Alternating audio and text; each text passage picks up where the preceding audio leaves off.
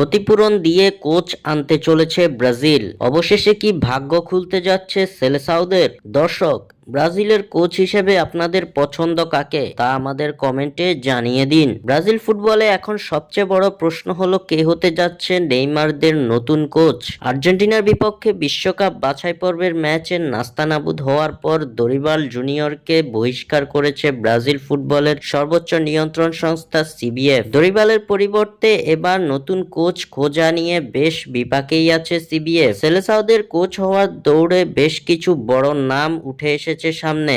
তবে 2026 বিশ্বকাপ বাছাই পর্বের জুনের উইন্ডোর আগেই কোচ নিয়োগ দিতে চায় সিবিএফ, যার লক্ষ্যে ইতিমধ্যে বেশ কয়েকজন কোচের সঙ্গে আলোচনা চালিয়ে যাচ্ছে দেশটির ফুটবল ফেডারেশন। ব্রাজিলের কোচ হওয়ার দৌড়ে যাদের নাম ইতিমধ্যে উঠে এসেছে তারা হলেন কার্লো আনচেলত্তি, হোর্হে জেসুস, আবেল ফেরেইরা ও হোসে মরিনহো। তবে এদের মধ্যে বেশ এগিয়ে আছেন আল হিলালের বর্তমান কোচ হোর্হে জেসুস। পর্তুগিজ এই কোচকে ব্রাজিলের কোচের দায়িত্বে আনার জন্য জোর চেষ্টা চালাচ্ছে সেলেসাও ফুটবল ফেডারেশন। শুধু চেষ্টাই নয়, বরং জেসুসের সঙ্গে মৌখিক চুক্তিটিও সেরে ফেলেছে সিবিএফ, এমন তথ্য দিয়েছে টিওআইসি স্পোর্টস। তাদের এক প্রতিবেদনে জানানো হয়েছে ইতিমধ্যে ব্রাজিলের কোচ হিসেবে দায়িত্ব পেয়ে গেছেন পর্তুগিজ এই কোচ।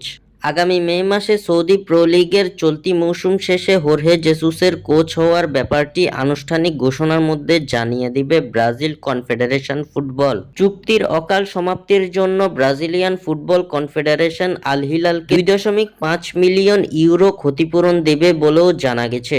ব্রাজিলের চাওয়া জুনের আগে থেকেই সেলেসাওদের সঙ্গে কাজ করা শুরু করুক হোর্হে জেসুস। স্বাক্ষর থেকে সাদবিন ইসলাম।